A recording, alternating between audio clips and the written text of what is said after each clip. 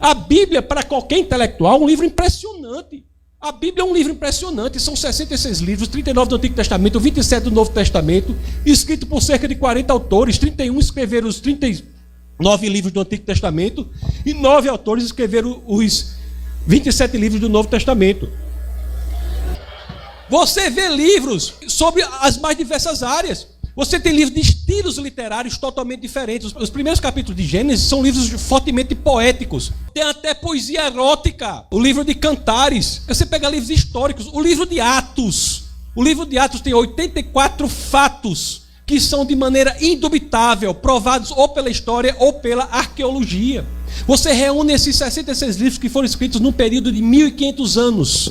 1.500 anos, em lugares totalmente diferentes. Os livros de Moisés escritos em desertos, alguns livros escritos em prisão, alguns livros de Paulo. João escreveu o último dos livros, Apocalipse, na ilha de Patmos. Você olha para tudo isso e você não encontra uma só dificuldade que não tenha uma solução razoável. Não há contradição real na Bíblia. A pessoa vai escrever um livro só, eu vou escrever um livro mesmo. Eu tenho que revisar 1000 vezes, que eu acho às vezes problema. Eu sozinho pensando dia e noite, fico pensando, ai meu Deus, amanhã eu acho contradição. O que eu vou falar de 40 autores escrevendo 66 livros num período de 15 séculos e você analisa, não há uma solução? Você olha para a pessoa de Jesus Cristo. Outra coisa que eu me impressionei sobre o cristianismo é a única religião do mundo que é investigável.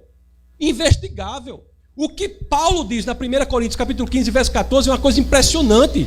Paulo diz o seguinte: se Cristo não ressuscitou fisicamente, publicamente, isso tudo que a gente está falando aqui é vão. Isso é a frase em qualquer livro religioso mais corajosa que já existe. Porque ele está colocando todo o sistema de cristianismo com base num fato público que pode ser investigado historicamente. Você vai analisar a investigação histórica da ressurreição de Cristo. Eu posso falar aqui de análise textual, posso falar de vários argumentos a favor da ressurreição de Cristo. Inclusive tem até Gary Habermas, que dedicou a sua vida ao estudo das provas históricas da ressurreição de Cristo. Mas só para falar rapidamente, para terminar, que o rapaz ali fica levantando o papel. Mas ainda não chegou, não. Ei, segura esse menino aí. Segura esse menino. Só para falar rapidamente. Só para falar aqui. Não. Segura ele aí. Não. Mas vamos, segura aí. Isso é rápido. Um minuto. Mas só vou falar só isso para você falar que a gente aqui não está lidando com a ficção. A gente não está lidando com a brincadeira. Você olha aqui, a ressurreição de Cristo é uma coisa impressionante, tem várias provas. Uma delas, eu estava até conversando com alguém aqui, não sei se era o almoço, estava conversando, a mudança de testemunho dos apóstolos. Você olha que quando Jesus morre, quem eram os apóstolos? Era um povo frouxo, povo covarde. Quando Jesus morre, o que acontece? Pedro volta a pescar, tudo acaba, ninguém fala, aquele povo tudo frouxo. Morreu Jesus, todo com medo, não sei o quê. A experiência do Cristo ressuscitado, ressurrecto, juntamente com o que acontece em Atos 2, se você pegar essa experiência, muda radicalmente a vida dessas pessoas. Como é que pessoas tão covardes, tão temerosas, se tornam pessoas tão corajosas, que se deixam torturar, perseguir, torturar e morrer sem negar o fato histórico da ressurreição de Cristo. Todos os apóstolos de Cristo foram perseguidos, torturados e mortos, à exceção de João, que estava preso na ilha de Patmos, onde inclusive escreveu o Apocalipse. Todos os demais foram perseguidos, torturados e mortos sem negar. Por que teriam feito isso se isso não fosse a verdade? O que foi que ganharam com isso? Não há um só fato na história da humanidade que alguém tenha se deixado perseguir, torturar e morrer por algo que saberia que é mentira. Existem pessoas com forte viés ideológico que se deixam torturar e matar por algo que é mentira, mas eles acham que é verdade. A tese de que teriam espalhado a mentira de que Cristo tinha ressuscitado não se sustenta a uma análise mesmo comezinha da história. Então o que nós temos que dizer quando falamos ciência e religião não é uma coisa, eu acho que a ciência deve ser igual à religião. Eu estou dizendo o seguinte: não quer ser religioso, não seja, esqueça, mas seja científico honestamente falando. Você não tem como fugir disso. Cristo é a verdade. Eu estou terminando agora. Cristo é a verdade. Se você analisar, essa é a verdade.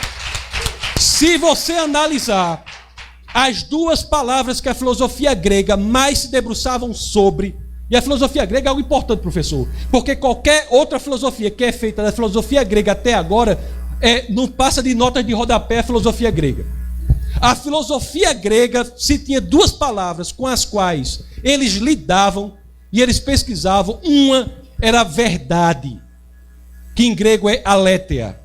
A outra era o fundamento, a essência, a razão do mundo, que era logos. Você vai para João 14,6, o que é que tem lá? Eu sou o caminho, a verdade e a vida. Ou seja, eu sou Rhodes, aletheia, a verdade, e a vida zoe. Eu sou a verdade, ou seja, é a única pessoa que apenas não diz que sabe a verdade, mas diz que é a verdade. E nem os maiores críticos do cristianismo levantam a ideia de que ele era um lunático. Isso é impressionante. Você vai para João capítulo 1, combinado com João capítulo 1, verso 14. E aí você tem dizendo que ele é o Logos. São palavras que os intelectuais sabiam, conheciam. Não é qualquer palavra que qualquer pessoa não conhecia, não. Os filósofos, Parmênides, Heráclitos, qualquer pré-socrático, o próprio Platão, Aristóteles. Portanto, para terminar, essa história de ciência, ciência e fé, ciência e fé. Se quiser, abandona a ciência, abandona a fé, abandona o que você quiser. Agora vai estudar e seja honesto. Deixe ser levado para onde as evidências apontam. É como o professor falou, ele é um cético no sentido terminológico da palavra, do grego skeptikos, que é aquele que investiga. Seja razoável, busque abertamente. E não vai dizer que a ciência nunca se misturou com a fé, que foi como eu disse aqui, agora estou terminando mesmo. Como foi que eu disse agora? Porque o problema é que esse pessoal quando diz que vai terminar, pode esperar que é meia hora, né? Mas eu vou terminar. Agora é para terminar. É como eu falei lá. Se você quer uma relação mais visceral, nevrálgica, não há entre ciência e fé, pelo simples fato de que a ciência só existe por conta da fé. É a ideia de que esse mundo é inteligível que faz com que a ciência seja possível. Não há nada na ciência, nem na química mais profunda que um dos maiores químicos do nosso país está aqui.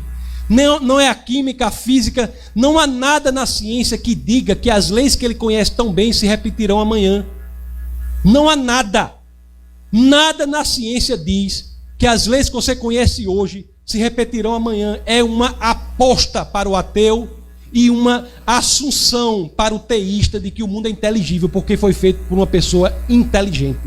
Isso é a assunção de qualquer ciência, quer você queira, quer não. O próprio Hume, que era um cético, deixou claro isso quando ele diz: o fato do sol nascer todos os dias não garante que ele nascerá amanhã. A indução é uma aposta para o ateu, é uma irracionalidade para o ateu. Só faz sentido para o cientista teísta que crê em Deus, porque ele entende que o mundo foi feito por alguém, o mundo foi feito de forma inteligível e, portanto, pode ser descoberto pela inteligência, porque ele foi feito por uma mente inteligente por trás de tudo que existe. Muito obrigado.